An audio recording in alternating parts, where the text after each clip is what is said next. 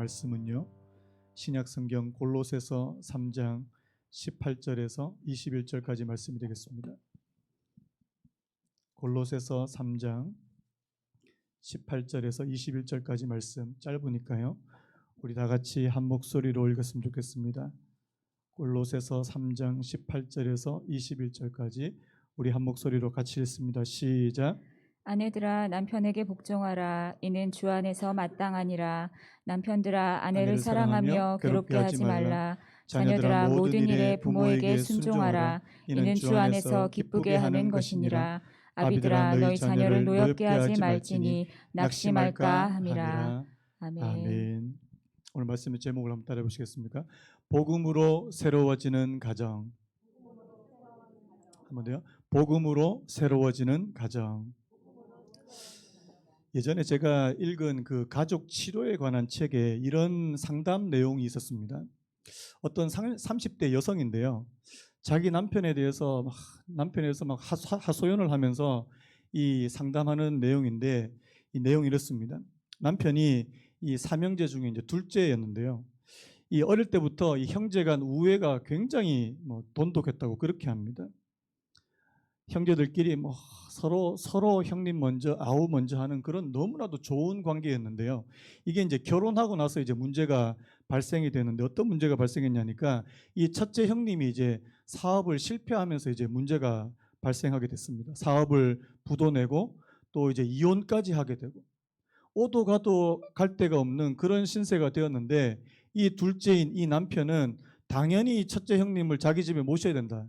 근데 이미 그 집에 이 둘째가 이 시어머니죠. 이 30대 여성의 시어머니까지 모시고 있는 그런 상황이었습니다.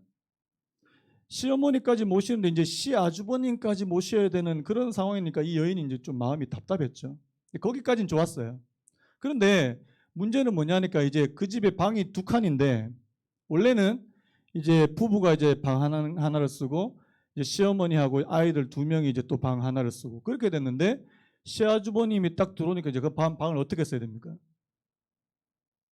보통 우리 상식 같으면 시아주버니랑 어쩔 수 없이 시어머니랑 시아주버니하고 한 방을 쓰고 아이들을 이제 큰 방으로 데리고 와서 이렇게, 그게 정상인데, 이 이제 남편이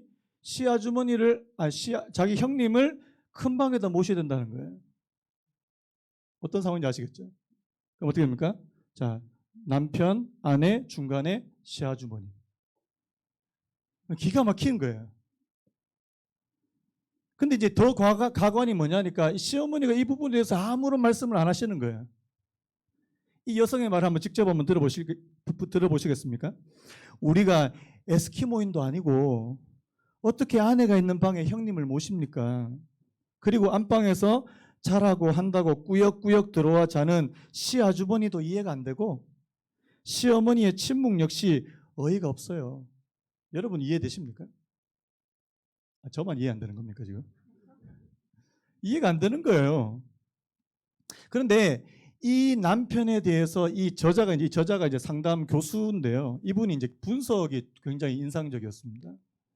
이분이 이제 이 남편이 지금 어떤 상태냐니까 결혼을 한 지금까지도 어린 시절에 자기 형제들끼리 우애 있게 지냈던 그 과거에서 벗어나지 못했다는 거예요.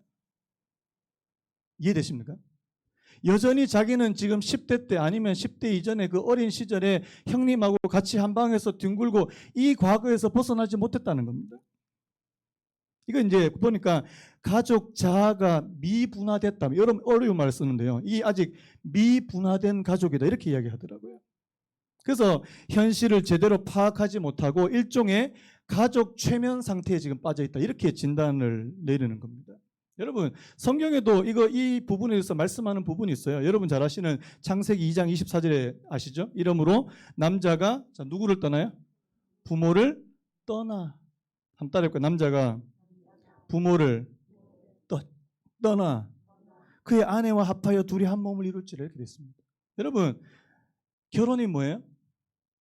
한 가정을 이룬다는 게 뭡니까? 이전에 부모님의 그 그늘에서 부모님과 함께 살았던 그 가정에서부터 이제 떠나시길 축복합니다. 떠나서 한 몸을 이루는 것이 결혼이고 가정이라 이렇게 말씀한다는 사실입니다. 여러분, 결혼한 후에도 여전히 부모님한테 이렇게 같이.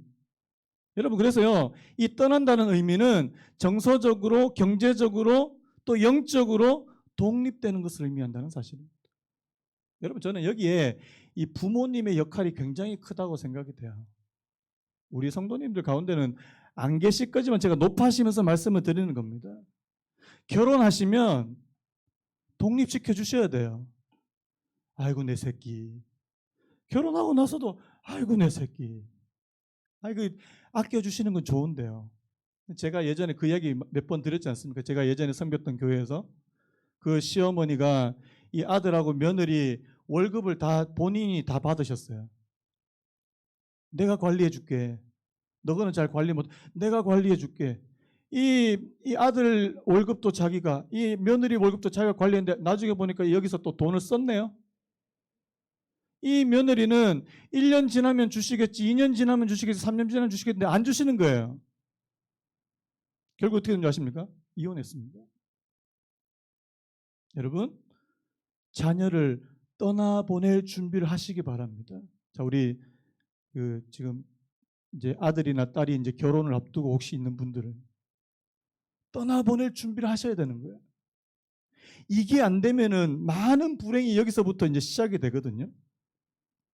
제가 왜 이런 말씀으로 오늘 말씀을 시작하냐니까요. 자, 우리가 가장 행복을 느끼는 것도 가정입니다. 하지만 동시에 가장 상처를 많이 받는 것도 또한 가정이라고 그렇게 말씀한다는 사실입니다. 그 신학자인데요. 칼 위테커라는 분이 이런 말 했는데 제가 어제 이 문장을 발견하고 막 이렇게 줄을 치고 제가 또 제 페이스북에 올려놓고 한번 따라 보시겠습니까? 우리가 깨지는 것도 가정이고 우리가 치유되는 것도 가정이다. 이 한 문장이에요. 많은 분들이 가정 안에서 깨지고 상처받고 하지만 또 가정 안에서 치유함을 받을 수 있는 것도 가정이라는 사실. 여러분, 저도 그랬습니다. 혼자 살 때 내가 총각 때는 제가 굉장히 착하고 막 너그럽고 인자한 사람인 줄 알았어요. 그렇게 보이지 않습니까? 그런데 결혼하니까 제 본성과 제 연약함이 다 드러나는 거예요. 진짜 다 드러나요. 그래서 여러분, 혼자 살 때는 몰라요. 진짜 몰라요.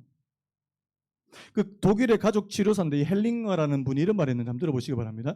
가족 문제에서는 현재의 문제가 과거의 문제의 연속이거나 반복임을 알게 되는 경우가 빈번하다. 많은 이들이 스스로 의식하지 못하는 어떤 반복의 매듭에 얽매여 있거나 자신을 잡아주고 끌어주는 것이 무엇인지 알지도 이해하지도 못한 채 불행을 반복할 수 있다. 아까 보신 그 남편과 그 아내처럼요. 결혼했는지 오래되고 아이까지 있음에도 불구하고 아직까지 이 부모, 이 옛날 그 가정에서 벗어나지 못하는. 여러분, 정말 행복해지기 위해서 가정을 이루었는데 이런 마음 아픈 일들이 벌어진다는 사실입니다. 여러분, 성경에 보면 그 근본 원인이 무엇이냐고 좀 말씀하는데요. 자, 여러분 그 창세기 보시면 인간의 타락이 바로 그 근본 원인이라고 그렇게 말씀합니다. 자, 우리 창세기 3장 8절 우리 같이 한번 읽어봤으면 좋겠습니다. 창세기 3장 8절 시작. 그들이 그날 바람이 불 때 동산에 거니시는 여호와 하나님의 소리를 듣고 아담과 그의 아내가 여호와 하나님의 낯을 피하여 동산 나무 사이에 숨은지라. 여러분 잘 아시는 이 창세기 3장에서 이제 인간이 선악과 하나님께서 원치 않는 것을 까먹고 타락하고 죄가 이제 에덴 동산에 들어오기 시작하면서 나타난 첫 번째 현상, 하나님과의 관계가 먼저 깨지더라는 사실입니다. 자, 여호와 하나님의 낯을 피하여. 여러분, 이제까지 아담과 하와는 한 번도 하나님의 낯을 피해 본 적이 없어요. 에덴 동산에서 너무나도 하나님과 좋은 관계를 유지하고 날마다 하나님 앞에 그렇게 하나님과 함께 있었는데 죄가 딱 들어오니까 뭐가 시작됐냐니까 하나님과의 관계가 어색해지기 시작했다는 사실입니다. 그 다음에 두 번째로 나타난 현상이 뭔지 아십니까? 자, 창세기 3장 12절 우리 같이 한번 읽어볼까요? 창세기 3장 12절 시작. 아담이 이르되 하나님이 주셔서 나와 함께 있게 하신 여자 그가 그 나무 열매를 내게 주므로 내가 먹었나이다. 하나님 물으셨잖아요. 너 선악과 먹었니? 그러니까 아담이 뭐라고 얘기합니까? 하나님께서 내게 주신 그 여자. 뭐 하는 겁니까 지금? 자기 책임을 그쪽으로 지금 떠넘기고 있잖아요. 여러분, 죄가 이 땅에 들어오면서 나타나는 첫 번째 현상은 하나님과의 관계가 깨지는 거고요. 두 번째는 사람과 사람과의 관계가 깨지는데, 그게 첫 번째가 바로 이 가정 안에서 깨지더라는 사실입니다. 저는 이 말씀 보면서 이 아담이 정말 비겁하다는 생각이 들어요. 그냥 내가 먹었습니다. 나 잘못했습니다. 이러면 되는데 하나님께서 주셔가지고 저 여자 때문에. 원래 이렇게 이야기 안 했거든요. 여러분 잘 아시면 그 창세기 2장 23절에 이런 말씀이 있습니다. 아담이 이르되 이는 내 뼈 중에 뼈요 내 살 중에 살이라 이것을 남자에게서 취하였은즉 여자라 부르리라. 여러분도 처음에 배우자를 만날 때 어떤 고백을 했습니까? 당신 없이는 하루도 못 산다. 하늘의 별도 따다 주겠다. 요즘에 이런 말 안 합니까? 온갖 감탄사를 연발했던 그 아담이요, 딱 이제 이게 관계가 그렇게 되니까 바로 이렇게 돼버리는 거 아닙니까? 저는 오늘 이 말씀을 통해서 정말 깨닫게 되는 게 뭔지 아십니까? 여러분, 가정과 모든 그 깨어지는 관계를 회복하는 길도 이 복음밖에 없다는 생각이 드는 거예요. 예수 그리스도요. 믿으시는 분 아멘요. 우리가 뭐 도덕적으로 좀 인격적으로 내가 수양을 많이 해서 우리 관계가 좋아지고 물론 노력하는 부분이 있지만 진짜 진정으로 관계가 회복되는 길은 예수 그리스도 한 뿐이라는 생각이 자꾸만 드는 거예요. 너무나도 인격이 훌륭한 두 분이 만났는데도 이게 오래 살다가 또 그냥 금방 헤어지는 경우가 많더라고요. 여러분 이번 주에 뭐 빌 게이츠 보셨죠? 뭐 다들 훌륭하다, 뭐 대단한 사람이다. 그런데도 27년을 살고도 그냥 헤어지더라고요. 그래서 여러분, 이 깨어진 가정을 회복하는 길이 예수 그리스도께 있다는 생각이 자꾸만 드는 겁니다. 복음은요, 우리와 하나님과의 관계만 회복하는 것이 아니라 가정에서의 관계도 회복시킨다고 저는 확신합니다. 오늘 본문은요, 바로 이 복음으로 새롭게 된 성도들의 가정의 모습을 보여준다는 사실입니다. 한번 따라해 보실까요? 복음으로 새롭게 된 성도들의 가정의 모습. 여러분, 이 성경이 하나님의 말씀이라는 사실 인정하시는 분 아멘요. 어제도 동일하고 오늘도 내일도 동일한 하나님의 말씀이라는 사실 인정하신 분 아멘요. 왜냐하니까 많은 분들이 오늘 말씀 읽었잖아요. 아내들아 남편에게 복종하라. 자, 아내분 계세요? 아내분 어디 계세요? 아내들아 남편에게 복종하라. 목사님 지금이 무슨 조선시대입니까? 쌍팔년도인가요? 무슨 이런 시대에 안 맞는 이런 말씀을 하십니까? 이렇게 생각하시는 분들이 굉장히 많거든요. 저는 그렇게 생각하지 않습니다. 이거는 과거에 쓰여져 있어서 그냥 과거의 유물이라고 저는 생각하지 않습니다. 이거는 지금도 동일한, 어떻게 해요? 복음으로 새롭게 된 하나님을 믿는 사람들의 가정의 모습을 보여주고 있다고 저는 믿습니다. 그래서 우리가 회복해야 되는 것이라는 사실. 많은 아내분들이 아내들아 남편에게 복종하라 그러면 저 인간한테 어떻게 복종하냐고. 또 남편들아 아내를 네 몸과 같이 사랑해라. 안 되는데요. 그러니까 자꾸만 안 되는 거예요. 그리스도 안에서 전혀 새로운 관계로 정립되는 것입니다. 한 가지 예를 한번 들어볼까요? 자, 오늘 말씀에 21절에 이렇게 되어 있습니다. 아비들아 너희 자녀를 노엽게 하지 말지니 낙심할까 함이라. 여러분, 이 바울이 쓴 이 성경을 쓴 그 당시에요, 자녀들, 이 아이들은요 아무런 인권이 없습니다. 뭐 요즘에 이 아동 인권에 대해서 이야기를 많이 하는데요, 그 당시에는 아예 인권 자체가 없었대요. 자, 어느 정도나니까 이 아버지, 이 가장이요, 장애를 안고 태어나는 그런 아이가 있으면 합법적으로 버릴 수 있답니다. 어떻게 버리냐? 그냥 공중 화장실 같은 데 그냥 버려버립니다. 그 다음에요, 물에 그냥 던져서 죽일 수도 있고요. 그 다음에 건강한 자식이 태어나면 종으로 팔 수 있는 권한도 이 아버지한테 있답니다. 뭐 우리 오늘날 같으면 이게 상상할 수도 없는 일이잖아요. 여러분, 지금 그런 시대에 바울은 뭐라고 이야기하냐니까 아비들아 너희 자녀를 노엽게 하지 말라, 이 말씀을 하시는 거예요. 여러분, 이거는 시대를 뛰어넘는 말씀이라는 사실입니다. 여러분, 요즘에도 인권 많이 이야기하지만 왜 아동학대가 그렇게 많습니까? 이게 법과 제도로 해결될 수 있는 문제냐고요. 저는 이게 법과 제도로 해결되는 것이 아니라 하나님의 말씀과 복음으로 해결될 수 있다고 저는 믿거든요. 오늘 골로새서 3장 말씀을 우리가 좀 살펴보려고 하는데, 오늘 본문에 앞서서요, 굉장히 중요한 전제가 되는 구절이 하나 있습니다. 자, 10절 말씀인데요. 자, 골로새서 3장 10절 말씀을 우리 큰 소리로 하나님 한번 같이 읽어봤으면 좋겠습니다. 3장 10절 시작. 새 사람을 입었으니 이는 자기를 창조하신 이의 형상을 따라 지식에까지 새롭게 하심을 입은 자니라. 오늘 이 10절은 굉장히 중요합니다. 여러분, 어떻게 아내들아 남편에게 복종하고 남편들은 아내를 사랑하고 또 자녀들은 부모에게 순종하고 부모들은 자녀를 노엽게 할 수 있는가? 그 대전제가 되는 말씀 뭐냐니까 새 사람을 입었으니입니다. 한번 따라 보시겠습니까? 새 사람을 입었으니. 내가 새 사람이 되어야 된다. 여러분, 여기서 말한 이 새 사람이라고 하는 것은 바로 거듭난 사람.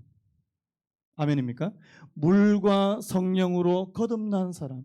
디도서에서 말씀하는 것처럼 중생의 씻음과 성령의 새롭게 하심으로 새로워지는 사람. 하나님의 말씀과 하나님의 은혜로 새로워지지 않으면 이 말씀은 그냥 지나가는 말씀이에요. 나와 무슨 상관이 있냐는 거죠. 여러분, 오늘 저와 여러분들이 하나님의 은혜로 새로워지시기를 예수님의 이름으로 축복합니다. 자, 새로워지신 분 아멘요. 그리고 새로워져 가셔야 된다는 사실. 여러분, 하나님의 은혜로 우리가 그리스도 안에서 새로운 피조물이래요. 자, 고린도후서 5장 17절. 이거 뭐 암송도 많이 하는 구절입니다. 같이 한번 읽어볼까요? 시작. 그런즉 누구든지 그리스도 안에 있으면 새로운 피조물이라. 이전 것은 지나갔으니 보라 새 것이 되었도다. 왜 가정이 새거가 안 되냐? 가정 안에 있는 사람이 새거가 아니라서 그래요. 인정하십니까? 자, 교회가 건물만 새로 짓는다고 새 교회가 됩니까? 저와 여러분, 교회를 구성하고 있는 저와 여러분들이 새로워지면 그 교회는 새로운 교회가 될 줄로 믿습니다.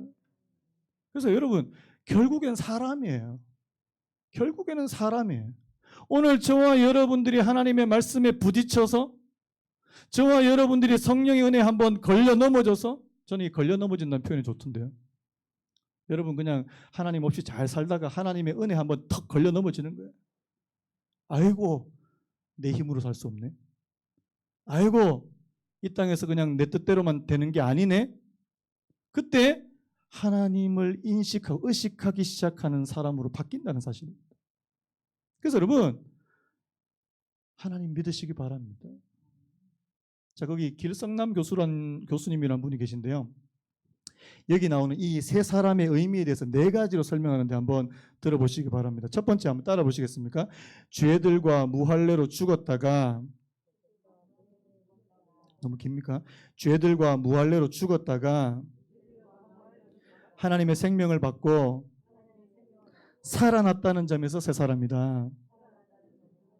자, 골로새서 2장 13절 시작. 또 범죄와 육체의 무할례로 죽었던 너희를 하나님이 그와 함께 살리시고 우리의 모든 죄를 사하시고. 자, 누가 살리셨다고요?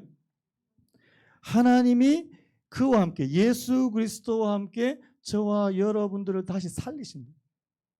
이게 바로 예수 그리스도의 십자가와 부활의 은혜라는 사실입니다. 내가 예수님과 함께 한번 죽어야 돼. 내 옛사람, 내 옛자가 한번 죽어야 돼. 그럼 어떻게 된다고요? 다시 살아날 거다. 이 다시 살아난다는 의미로 이 세 사람이에요. 그 다음 두 번째가 뭐냐니까 모든 죄를 용서받았다는 점에서 세 사람입니다. 자, 골로새서 1장 14절 같이 한번 읽습니다. 시작. 그 아들 안에서 우리가 속량 곧 죄사함을 얻었다. 여러분, 골로새서는요 예수 그리스도에 관한 복음으로 너무너무 가득 차 있습니다. 여러분, 오늘 집에 가셔서 시간이 되시는 분들은 꼭 골로새서를 처음부터 끝까지 한번 읽어보시기 바랍니다. 복음이나 복음이에요. 복음. 그 아들 안에서 우리가 속량 곧 죄사함을 얻었다. 여러분, 죄사함을 받으신 분 아멘요. 나 예수 그리스도 안에서 죄사함을 받았다. 그럼 난 새 사람, 그런 의미에서 새 사람이라는 거고요. 그 다음 세 번째가 뭐냐니까 그리스도 예수를 주님으로 받아들였다는 점에서 새 사람입니다. 자, 골로새서 2장 6절 시작. 그러므로 너희가 그리스도 예수를 주로 받았으니 그 안에서 예수님을 주로 고백하신 분 아멘요. 제가 두 가지 의미가 있다고 그랬죠. 첫 번째 뭐예요? 나의 구세주. 지금 또 눈꺼풀이 굉장히 무거워지신 분. 자, 우리 한번 에어컨 좀 틀어주시고요. 이 주일 아침 시간만 되면 어찌 이렇게 잠이 잘 오는지. 평소 때는 불면증이 이게 굉장히 심한데 주님 사랑하시는 자에게 또 잠을 주시고 또 잠을. 저는 주무시는 건 괜찮아요. 푹 주무세요. 때로는 또 이렇게 개운하게 또 깨어나셔서 또 말씀 들으면 또 이렇게 되게 집중 잘 되지 않습니까? 자, 깨셨습니까? 예. 좀 공기가 좀 이렇게 좀 더워서 좀 그런 것 같은데요. 어디까지인지 까먹었습니다. 여러분, 이 그리스도 네 번째가 뭐냐니까 그리스도 나라에 속한 하나님의 백성이 되었다. 자, 세 번째가 그리스도 예수를 주님으로 받아들였다. 주님일 때 이 주님은요, 나를 구원한 구세주의 의미도 있지만 내 삶의 주인이라는 의미도 있다는 사실입니다.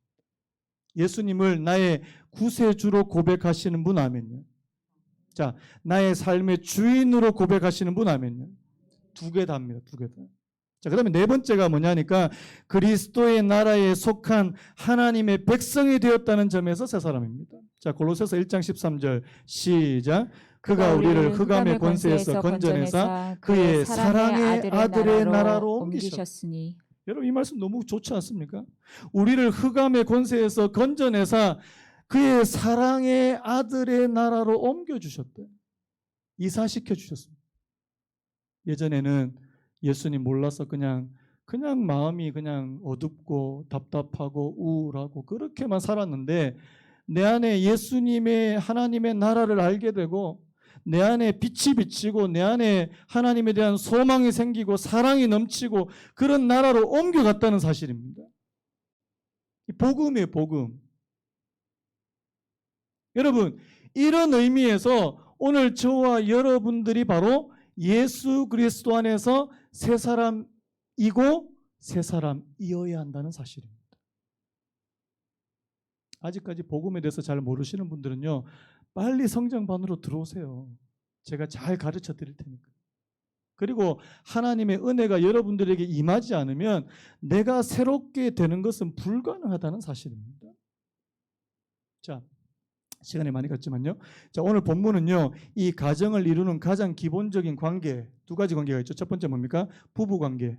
두 번째, 부모와 자녀와의 관계에 대해서 말씀하고 있는데요. 제가 예전에 이거를 다 따로따로 한번 설교를 했는데 오늘은 좀 포괄적으로 설교하려고 합니다.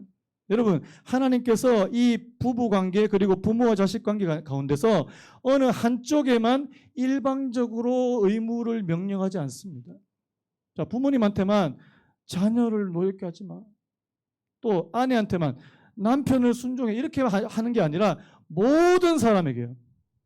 모든 구성원들에게 각자가 해야 될 목, 각자가 해야 될 의무를 말씀하고 있더라는 사실입니다. 여러분, 그래서 남편이 해야 될 게 있고요. 자, 남편 되시는 분들, 자, 남편 되시는 분들만 아멘 하시죠. 없습니까? 우리 집에? 우리 교회 없습니까? 자, 남편 아멘. 아멘. 남편 되시는 분들은요, 여러분들이 하셔야 될 것만 주목하시면 되는 거예요. 꼭 이 오늘 말씀하면 집에 가서 또 이런 분도 있습니다. 아내 자기 부인 보고 남편한테 순종하라 그랬잖아. 그거 신경 쓰지 말고 본인 거나 잘 하시면 돼요. 아멘입니까? 남편들은요, 아내를 그냥 사랑하시면 되는 거예요. 아내 보고 왜 나한테 복종을 안 하냐? 이거 하지 마세요.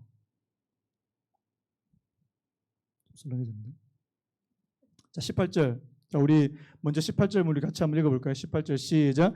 아내들아 남편에게 복종하라. 이는 주 안에서 마땅하니라. 여기서 이 복종의 의미는 의무적인 복종이 아닙니다. 이 단어가 좀 오해될 수 있는데 여기서 말하는 이 복종은 자발적인 순종을 말씀하는 겁니다. 저는 이게 우리말 단어가 좀 바뀌었으면 좋겠는데요. 여러분 그 밑에 나오는 그 자녀들이 부모에게 순종하라. 이 순종이라는 단어가 이게 의무적인 순종을 말씀하는 겁니다. 지금 아내들은요, 남편에게 자발적으로 자기 마음에서 우러나와서 남편을 남편으로 인정하라고 말씀하는 겁니다. 자, 여러분 우리 아내 되시는 분들 남편 인정해 주셨으면 좋겠습니다. 남편 좀 인정해 주시기 바랍니다. 인정이 안 돼요. 하는 거 보니까 남편 여러분 이게 뭐 제가 뭐 꼭 남자 여자 이렇게 막 구분 짓고 싶진 않은데 남자들은 대체로 인정을 먹고 삽니다. 인정을. 저 같은 경우에는 이게 못질을 잘 못하거든요.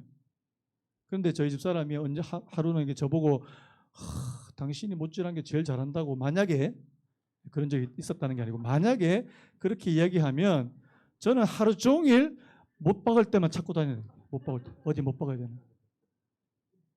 남자들은 진짜 인정을 먹고 살아요. 인정해 주시면 돼요. 그러니까 못하는 거를 인정해 주라는 말이 아니고 못하는 건 그냥 입 꾹 다물고 쭉 하고 계시면 되고 잘하는 것만 인정해 주시면 돼요. 나중에 우리 또 남편의 머리됨을 인정하려고 하는데 이 머리됨도 인정이 잘 안 되잖아요. 여러분 머리 된다는 것은 남편이 이 가정의 결정권자라는 사실을 인정하는 것입니다. 참 쉽지 않습니다. 자, 여러분들의 가정에 남편이 결정권자이십니까? 그러면 아무런 문제가 없습니다. 그런데 서로 머리가 되려고 하면 그때부터 굉장히 힘들어집니다. 요즘엔 아예 그냥 한쪽이 그냥 머리 하시고 한쪽이 그냥 따라오시면 돼요. 요즘 보니까 남편 되신 분 아예 내가 결정하기 싫으니까 그냥 당신이 다 결정하십시오. 제가 따라가겠습니다. 이런 분들도 계시더라고요. 제가 예전에 그 이야기 한번 들었는데 저희 교회에서 후원하는 그 선교사님 중에 그 미얀마 선교사님 아시죠? 유태진 선교사님이 계신데 이분이 저하고 옛날에 같은 교회에서 같이 사역했던 그 동역자예요. 이 사모님이 이제 제가 예전에 같이 사역했던 그 부서에 같이 청년이었어요. 어느 날 결혼한다고 해서 그런가 보다 했는데 선교를 나간대요. 그런데 남편이 선교를 나가겠다고 결정을 한 겁니다. 자, 그러면 이 자매가 이 사모님 되시는 분이 어떻게 해야 돼요? 처음에는 가기 싫었다는 거예요. 본인이. 이렇게 좋은 사역지에서 그냥 편안하게 있는 게 좋은데 왜 갑자기 이렇게 오지까지 그렇게 가서 선교를 해야 되냐. 근데 저는 그 사모님의 그 자매의 말이 굉장히 와닿거든요. 남편이 결정했기 때문에 저는 따라갑니다. 한번 따라 보시겠습니까? 남편이 결정하니 저는 따라갑니다. 표정이 다들 안 좋으세요. 남편의 결정을 못 믿는 거죠. 여러분 그래서 사실 이 남편이 결정하는 것이 사실 굉장히 중요한데 이 남편 되시는 분이 또 막 자기 마음대로 막 아무렇게나 결정해가지고 온 가족을 또 이게 수렁에 빠뜨리는 그런 경우도 많이 있거든요. 우리 남편 되시는 분들 진짜 하나님 앞에 진짜 두렵고 떨리는 마음으로 하나님 앞에 기도하셔야 된다는 사실입니다. 왜요? 내가 하는 이 결정 하나가 우리 가정 전체에 미치는 거니까요. 여러분, 제가 우리 작은 교회지만 이 교회에서 결정하는 제 결정 하나가 우리 교회 전체에 미치는 거, 영향을 미치는 거 아시죠? 그게 머리 역할이라는 사실입니다. 이게 잘 될 때요. 저는 우리 여자 성도님들한테 그런 얘기를 참 많이 여러 번 했습니다. 그 누구죠? 평강공주하고 그 누구죠? 바보 온달. 바보 온달 키운다 이렇게 생각하면 됩니다. 남편을 진짜 내가 평강공주인데 바보 온달을 키워가지고 나중에 장군이 되잖아요. 바보 온달 키운다. 그러니까 이걸 직접 이야기하시면 큰일 납니다. 또 싸웁니다. 그래 하지 마시고 내가 우리 남편을 진짜 잘 옆에서 잘 내조하고 잘 세워서 이 남편을 장군과 같은 그런 남편으로 만들리라. 그런 아내들이, 그런 지혜로운 아내들이 좀 나타나셨으면 좋겠습니다. 여기까지 하겠습니다. 되게 지금 오늘 분위기가 굉장히 안 좋은데요. 자, 남편들은요, 아내를 사랑하는데, 자, 어떻게 사랑해야 됩니까? 그리스도께서 교회를 사랑하시고 그 교회를 위하여 자신을 주심같이 하라. 에베소서 5장 25절 말씀입니다. 여러분 오늘 말씀에는 뭐 다 드러나지 않지만 남편들이 아내를 어느 정도로 사랑해야 되냐니까 그리스도께서 교회를 사랑하셔서 자기를 주심같이 사랑해야 된다는 사실입니다. 여러분 남편 되시는 분들 아내를 사랑하실 때 모든 것을 다 주실 것을 각오하고 사랑하시기 바랍니다. 뭐까지요? 내가 벌은 모든 소득까지 아내한테 다 갖다 줘. 저는 얼마 되지 않은 사례비지만 저희 집 사람한테 다 갖다 줍니다. 한 푼도 빠뜨리지 않고. 사실 얼마 안 돼요. 그래서 남편들은요 모든 것을 우리 아내한테 다 줄 각오가 되어 있어야 된다는 사실입니다. 그거 생각 안 하시면 결혼하지 마세요. 존 스토트 목사님 이런 말씀하셨는데요. 복종하는 것이 다른 사람에게 자신을 내어주는 것이라면 사랑하는 것은 그리스도께서 교회를 위해 자신을 내어주신 것처럼 다른 사람을 위해 자신을 내어주는 것이기 때문이다. 복종하는 것과 사랑하는 것을 이렇게 설명해 주셨더라고요. 자, 시간이 많이 갔으니까 우리 자녀에 관한 부분도 한번 읽어볼게요. 우리 20절 말씀 같이 읽겠습니다. 20절 시작. 자녀들아 모든 일에 부모에게 순종하라. 이는 주 안에서 기쁘게 하는 것이니라. 여기서 이 자녀들은 1차적으로 부모의 돌봄을 받는 어린 자녀지만 장성한 자녀들한테도 또한 해당되는 말씀입니다. 여러분 잘 아시는 잠언 23장 22절 이렇게 됐습니다. 너를 낳은 아비에게 청종하고 내 늙은 어미를 경히 여기지 말지니라. 여러분 내 늙은 어미란 말은 뭘 함축하고 있어요? 이미 자녀들이 장성했다는 것을 의미한다는 사실. 에베소서 6장 1절에 이런 말씀이 있습니다. 자녀들아 주 안에서 너희 부모에게 순종하라. 이것이 옳으니라. 자, 우리 자녀들한테 한번 말씀드리겠습니다. 우리 자녀 되시는 분들 부모님께 순종하시는 있기를 간절히 바랍니다. 근데 어디서요? 주님 안에서. 여러분 오늘 말씀에서 계속해서 반복해서 나오는 표현이 뭡니까? 주 안에서. 이 말씀은 내가 주님을 믿고 우리 부모님도 물론 주님을 믿어야 되는데 내가 주님 안에서 그분의 말씀을 순종하는 겁니다. 단순히 도덕과 윤리가 아니라는 사실이에요. 내가 주님을 믿기에 내가 주님을 내 구주로 믿기에 우리 부모님의 말씀에 순종하는 것입니다. 저는 부모님한테 순종해서 제일 복받은 대표적인 케이스, 성경에 나오는 케이스 이삭이라고 생각이 되거든요. 여러분, 아버지 아브라함이 자기 아들을 데리고 모리아 산으로 올라가는데 재물을 안 들고 갑니다. 불도 있고 칼도 있는데 재물이 없어요. 아들이 묻습니다. 아버지 다 있는데 재물이 어디 있습니까? 아버지 마음이 어떨까요? 지금 너를 죽여야 되는데 너를. 여러분 이삭이 바보가 아니라면 아버지가 지금 자기를 지금 제물로 한다는 사실 이렇게 눈치채고 있는 거 아닙니까? 나중에 모리아산 꼭대기 올라가서 아버지가 이 자기를 막 결박시키고 죽이려고 할 때 보통 아들 같으면 어떨까요? 아버지 왜 이러세요? 아버지 정신 차리세요. 그런데 이삭은요 거기서 가만히 이렇게 목 내밀고 있더라는 사실입니다. 여러분 이 이삭에게 하나님께서 어떤 복을 주신 줄 아십니까? 창세기 26장 12절 13절 이런 말씀이 있습니다. 이삭이 그 땅에서 농사하여 그의 100배나 얻었고. 한번 따라해 보시겠습니다. 이삭이 그 땅에서 농사하여 그의 100배나 얻었고. 자, 100배 얻으시기 원하시는 분 아멘요. 100배 필요 없는데요. 여러분, 이삭이 이 아버지의 말씀, 하나님의 말씀으로 순종해서 이 땅에서 받은 복입니다. 여러분, 하나님은요, 우리가 죽고 나서만 복 주신다고 말씀하지 않으세요.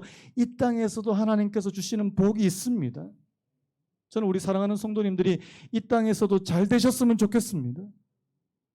이럴 때 좀 아멘을 좀 해주시면, 다시 한번요. 우리 사랑하는 성도님들이 이 땅에서 좀 잘 됐으면 좋겠어요. 우리 성도님들은 막 잘 되는 거에 별로 관심이 없는 것 같아요. 마지막으로요. 부모에게 주시는 말씀입니다. 우리 지난주에 제가 자녀 양육에 대해서 자세하게 말씀드렸기 때문에 간단하게만 말씀드릴게요. 자, 부모들이 해야 될 것은 자녀를 노엽게 하지 말라. 굉장히 중요한 말씀이죠. 자녀를 분노하게 만들지 마라. 자녀의 마음에 분노가 일어나게 하지 마. 여러분, 분노가 일어나지 않게 해야 되는 이유가 뭐냐? 그 다음에 뭐라고 했습니까? 낙심할까 함이라. 자녀가 분노하게 되면요, 낙심하게 되는데, 이 낙심하는 상태를 이렇게 말합니다. 매사에 무관심하고 시무룩하고 의욕이 없는 심령이 상한 사람. 이게 낙심이래요. 다시 한번요. 매사에 무관심하고 시무룩하고 의욕이 없는 심령이 상한 사람. 여러분, 자녀가 낙심하게 되면 어떻게 될까요? 부모가 아무리 좋은 말을 해도 하나도 들리지 않습니다. 부모가 아무리 좋은 청산유수로 말해도 하나도 들리지 않습니다. 마음의 문을 굳게 닫아버립니다. 그래서 우리 부모님 되시는 분들, 자녀들 노엽게 하지 않는 은혜가 있기를 예수님의 이름으로 축복합니다. 이것만 잘하셔도 돼요. 나중에 우리 자녀들에게 진짜 여러분들이 복음을 전할 기회를 놓칠 수 있더라는 사실입니다. 말씀 마무리할까요? 저는 진심으로 우리 사랑하는 성도님들의 가정에 복이 있기를 바랍니다. 진짜입니다. 저 새벽마다 기도하는 우리 사랑하는 성도님들 가정에 복을 주시고, 관계가 회복되고, 부모와 자녀가의 관계가 회복되고, 부부 간의 관계가 회복되고, 그러기 위해서는요, 오늘 저와 여러분들이 복음으로 날마다 새로워져야 됩니다. 새 사람을 입으셔야 돼요. 하나님, 내가 하나님의 은혜로 오늘도 새로워지고 내일도 새로워지기 원합니다. 시편 128편 말씀으로 여러분들 축복하면서 오늘 말씀 마무리하려고 하는데요. 잘 한번 들어보십시오. 여호와를 경외하며 그의 길을 걷는 자마다 복이 있도다. 네가 네 손이 수고한 대로 먹을 것이라. 내가 복되고 형통하리로다. 그 다음 말씀 들어보시죠. 내 집 안방에 있는 내 아내는 결실한 포도나무 같으며 내 식탁에 둘러앉은 자식들은 어린 감람나무 같으리로다. 가정의 축복을 말씀하는 거 아닙니까?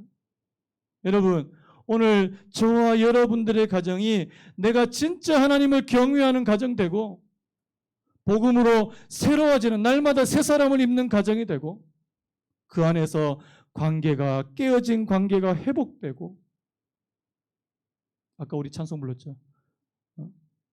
여기가 우리의 낙원이라. 이 땅에서 하나님께서 주시는 말할 수 없는 행복을 우리 가정에서 좀 맛볼 수 있다면 얼마나 좋을까? 하나님, 이 가정에 은혜와 복을 부어주시기를 원합니다.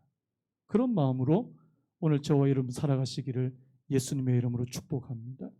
우리 시간 다 같이 한번 일어나시겠습니다. 우리 아까 불렀던 찬양, 십자가 그 사랑 멀리 떠나서 무너진 나의 삶 속에 잊혀진 주 은혜, 그 다음에 돌 같은 내 마음 어루만지사 다시 일으켜 세우신 주님을 사랑합니다. 여러분, 아무리 깨어진 가정, 아무리 깨어진 관계를 할지라도 예수님은 다시 복원시킬 수 있는 능력이 있습니다. 십자가의 은혜입니다. 우리 그 사랑 생각하면서 우리 같이 찬양했으면 좋겠습니다.